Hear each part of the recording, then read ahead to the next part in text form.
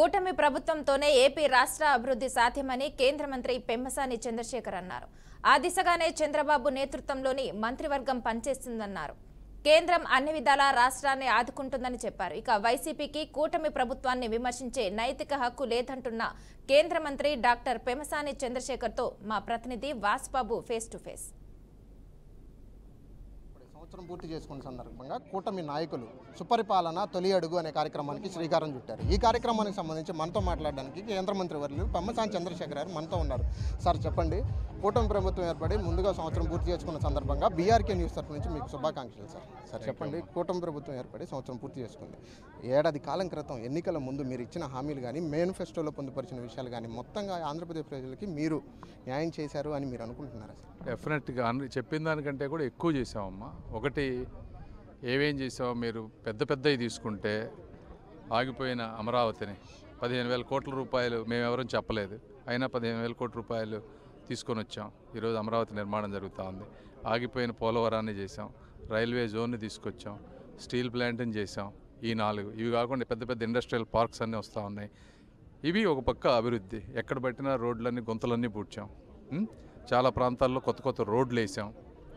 ఇవన్నీ ఒక పార్టీ. సంక్షేమం దేశంలో ఏ రాష్ట్రంలో లేదు. హైయెస్ట్ ఇచ్చేది 2,000, మేము 4,000 పెన్షన్ ఇస్తూ ఉన్నాం. 1వ తారీఖు ఉద్యోగస్తులందరికీ జీతాలు మొదటి తారీఖున ఇస్తున్నాం.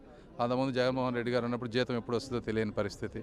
ఈరోజు డిఎస్సి నోటిఫికేషన్ వేశారు లోకేష్ గారు. స్కూల్స్ అన్నింటినీ మారుస్తూ ఉన్నారు. ఈరోజు తల్లికి వందనం. ప్రతి ఇంట్లో పిల్లవాడి దాదాపు 9,000 కోట్ల రూపాయలు ఒకే రోజు రాష్ట్రం అంతా డిపాజిట్ జరిగింది. కొన్ని గ్రామాల్లో 1-2 కోట్ల రూపాయలు వచ్చినటువంటి పరిస్థితి. సిలిండర్లు ఇస్తూ ఉన్నారు. రేపు వచ్చేటప్పటికి మిగిలిన చెప్పినటువంటి 2 అన్నదాత సుఖీభవ ఇది ఒకటి. ఇవన్నీ జగన్మోహన్ రెడ్డి గారు పెన్షన్ అప్పుడు ఏమని చెప్పారు?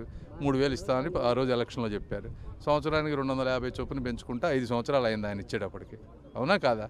ఆ విధంగా చూస్తే మా పెన్షనే కాకుండా 3 నెలలు కలిపి కలిపి 3 నెలలు కలిపి ఇచ్చారు కదా చంద్రబాబు గారు. ఈ విధంగా సంక్షేమాన్ని అభివృద్ధిని రెండింటినీ కలుపుకుంటూ అద్భుతంగా చేస్తున్నారు. ఎందుకంటే ఏ మానవ మాతృడు ఏ నాయకుడు ఏ రాష్ట్రంలో కూడా జరగట్లేదు. పక్క రాష్ట్రంలో జరుగుతుందిగా. మీరు చూడండి ఎలా ఉందో, ఈరోజు ఇక్కడ ఎలా ఉంది, అది పరిస్థితి. సార్, కూటమి ప్రభుత్వం మారి సంవత్సరం అవుతుంది. ఇప్పటికీ కొన్ని గవర్నమెంట్ అడ్మినిస్ట్రేషన్ కార్యాలయాలు కానీ, అది రెవెన్యూ అవ్వండి, మున్సిపల్ అవ్వండి, ఇతరత్ర శాఖలు ఏవైనా గవర్నమెంట్కి సంబంధించిన శాఖల్లో చాలా వరకు గవర్నమెంట్ ఉద్యోగులు ఇప్పటికీ వైసీపీకే పనిచేస్తున్నాం అన్న ఆలోచనలోనే ఉంటున్నారు. అలాంటివి ఏమైనా అంశాలు మీ దృష్టికి వచ్చాయా? వచ్చిన వారి మీద మీరేమన్నా యాక్షన్ తీసుకోవడం జరిగిందా? అంటే ఇప్పుడు అందరూ అట్లా ఉంటారని కాదు. అక్కడక్కడ ఏంటంటే ఎప్పుడూ చరిత్రలో లేని విధంగా అధికారులందరినీ వాళ్ళ బలహీనతలను అడ్డం పెట్టుకొని వాళ్ళని వర్గాలుగా డివైడ్ చేశారు జగన్మోహన్ రెడ్డి గారు. ఎంతమంది ఎప్పుడు అధికారులు ఎప్పుడు ఈ పార్టీ ఆ పార్టీ అనేది ఉండేది కాదు. వర్క్ ఉంటే వర్క్ చేసేవాళ్ళు. అట్లా కాకుండా ఫస్ట్ టైం ఏంటంటే ఒక సెక్షన్ మొత్తాన్ని మీరు నాకే చేయాలి, లైన్ క్రాస్ అయ్యి చేయాలి అనేటప్పటికి వీళ్ళంతా వైసీపీ వాళ్ళని ముద్రపడేటువంటి పరిస్థితికి వచ్చేసింది.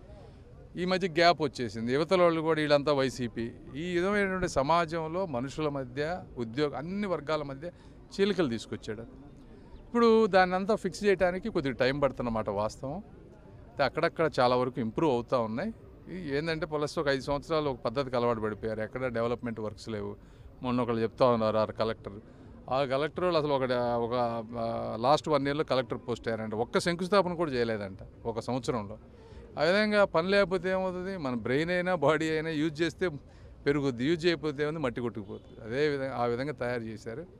అవుతున్నాయి. డెఫినెట్గా అందరూ కష్టపడతా ఉన్నాం. సార్, మరి మీరు సొంత జిల్లాగా మంత్రిగా ఉన్న మీ గుంటూరు జిల్లాలోనే ఇప్పటికీ 3 ఎమ్మెల్యేలు రెడ్ జోన్లో అయితే ఉన్నారు.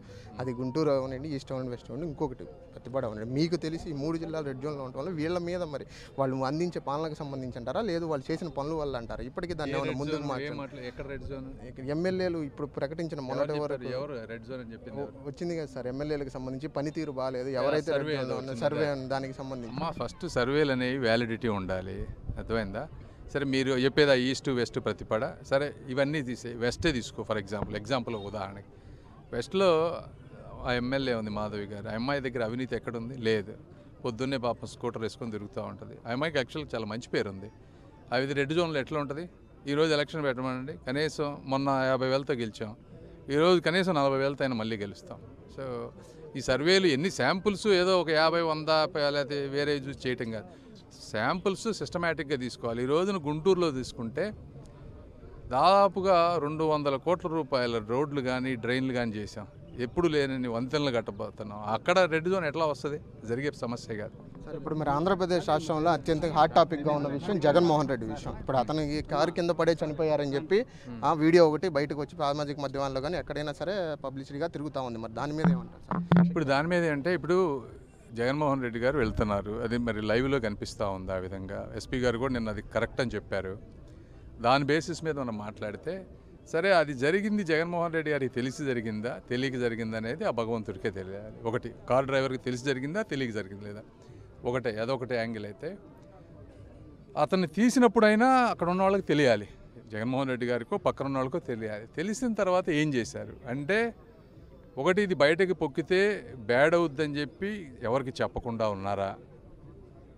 ఓకే, అసలు లేదా తెలిసి నిర్లక్ష్యం, ఇప్పుడేంది మనుషుల ప్రాణాలకు లెక్క లేకుండా ఒక మనిషి చనిపోతే ఈ విధంగా వెళ్ళిపోయారా అనేది ఈ రెండు ఇక్కడ ఇష్యూస్.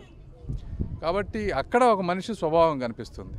ఏదైనా మనం ఎవరైనా గబక్కన ఏదైనా పడినా కూడా ఇబ్బంది అయినా ఆగి చెప్పి వాళ్ళని అంబులెన్స్లో పెట్టి వాళ్ళకి ఏదైనా ఫ్యామిలీ సపోర్ట్ చేసి వాళ్ళని పరామర్శించి, ఎందుకంటే అతని కోసం వచ్చిన నాయకుడు సరే అతనికి మరి ఏ విధంగా అతనికి అభిమానం ఉందో కానీ వచ్చాడు. అతను వచ్చి ఆ విధంగా చనిపోయినప్పుడు నాకు తెలిసిన మానవ మాతృలు ఒక పద్ధతి ఉన్న వాళ్ళు ఎవరు కూడా ఆ విధంగా బిహేవ్ చేయరని నేను అనుకుంటున్నాను. అది థ్యాంక్ యూ. కూటమి ప్రభుత్వం అధికారంలోకి వచ్చిన తర్వాత ఆంధ్రప్రదేశ్ ప్రజలకు సుపార పరిపాలన అందించడమే లక్ష్యంగా పనిచేస్తున్నామని చెప్పి కేంద్ర మంత్రి పెమ్మసాని చంద్రశేఖర్ గారు అంటున్నారు. కెమెరా పర్సన్ వినయ్తో వాసుబాబు, గుంటూరు నుంచి.